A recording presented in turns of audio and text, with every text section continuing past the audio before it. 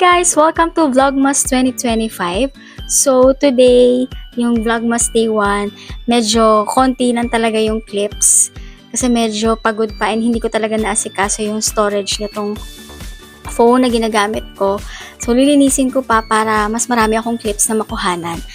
And medyo pagod din kasi meron kaming events na pinag-servicean.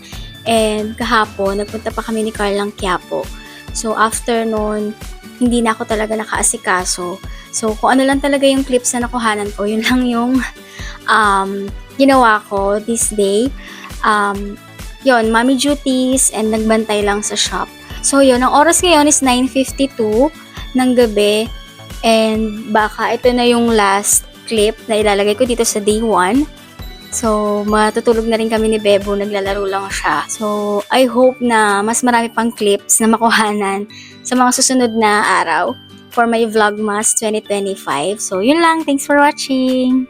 Thank you guys for watching. I love you po. Bye-bye. Bye. Good night. Tutulog na kami. Picture kami. Bye-bye.